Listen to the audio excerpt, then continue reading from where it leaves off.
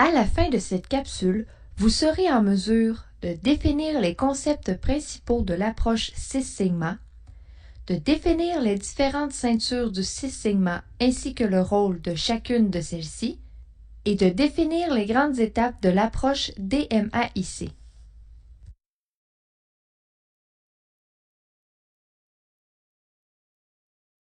Les premiers concepts sur lesquels se base le Six Sigma est la variation et le contrôle de la variation. Selon le dictionnaire français Larousse, la variation est une modification, un changement, un écart, une différence entre deux états. Dans un processus, il y a toutes sortes de variations, que ce soit la durée de traitement ou la taille des pièces. Dans le domaine des services, chaque expérience client est entièrement différente et peut donc varier beaucoup. En Six Sigma, on va considérer qu'on a un problème si la variation est en dehors de la tolérance du client. Par exemple, si la durée d'attente est trop longue, que la pièce est de la mauvaise taille ou encore que l'expérience client est insatisfaisante par rapport à ses attentes. L'objectif premier du Six Sigma est de comprendre et de maîtriser la variation dans les processus. C'est en réduisant les variations hors tolérance dans la production de produits ou de services que la qualité et le rendement du processus seront améliorés. Un exemple simple de prise de contrôle de la variation est la recette de gâteau.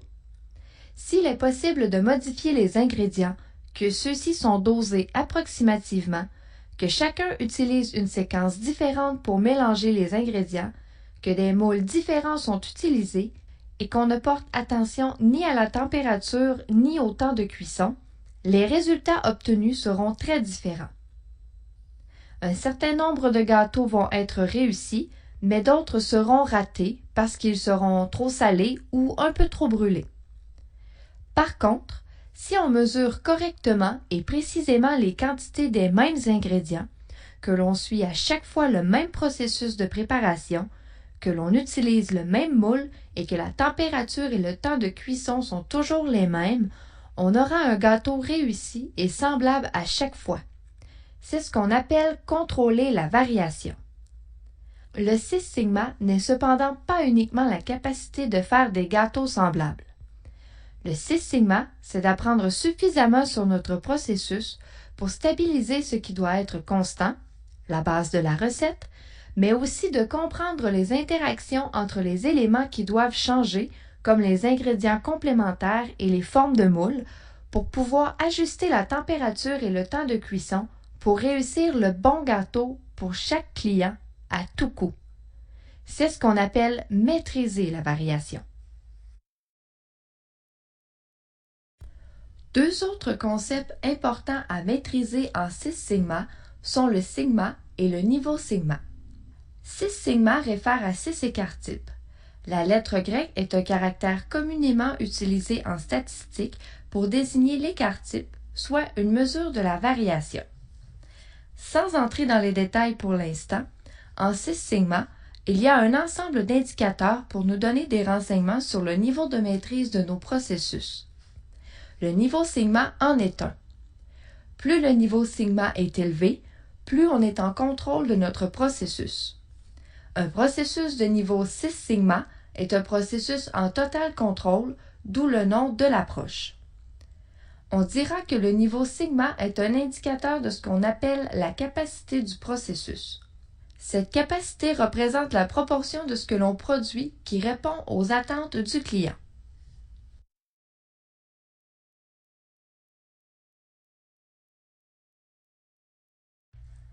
La certification Lean Six Sigma offre trois types de ceintures: la ceinture jaune, la ceinture verte et la ceinture noire. Il s'agit d'un programme de mentorat inspiré du karaté. Ces différentes couleurs correspondent à des niveaux de compétences différents. En haut de la pyramide se trouve le maître ceinture noire. Il agit à titre d'expert référence de la méthodologie et des outils. Il constitue une personne ressource en termes de connaissances et d'application de l'approche Lean Six Sigma. Il intervient généralement dans des mandats d'amélioration continue de grande envergure pour accompagner la direction. Son rôle principal est de faciliter le changement de culture organisationnelle en termes d'amélioration continue.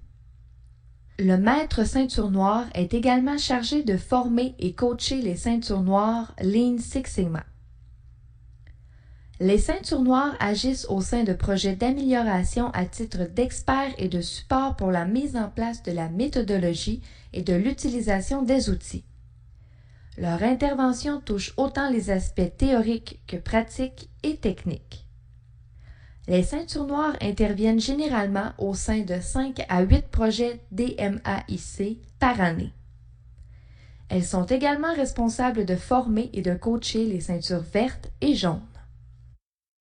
Le rôle des ceintures vertes au sein des projets d'amélioration est de circonscrire les processus instables. Elles sont également chargées de la collecte des données. Les ceintures vertes appliquent en général leur connaissance du Lean Six Sigma dans le cadre de leurs fonctions ou lorsque des projets d'amélioration continue de plus grande envergure sont mis en place et nécessitent leur intervention.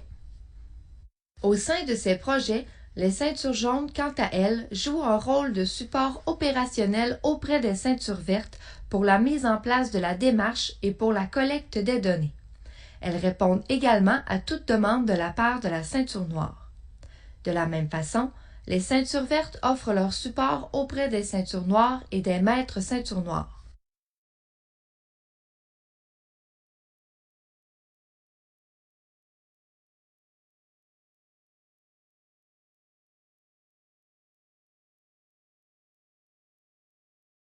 Une autre particularité du Six Sigma est sa démarche DMAIC, également prononcée DMAIC.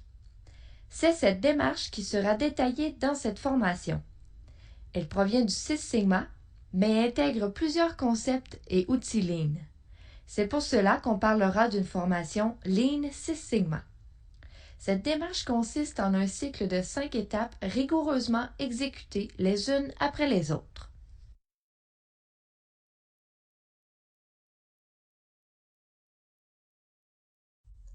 La première phase est la phase de définition. C'est la phase où l'on place les bases du projet. Le tout va commencer avec des projets alignés avec la stratégie d'affaires et qui auront un impact positif sur les résultats de l'organisation. C'est à cette étape qu'on établit la portée du projet, les objectifs et l'échéancier. C'est aussi à cette étape qu'on va définir les variables critiques et récolter la voix du client. En bref, on va orienter tout le projet à cette étape et c'est pour cette raison qu'elle est si critique. Une bonne partie du succès de la démarche va résulter en un bon travail à cette étape.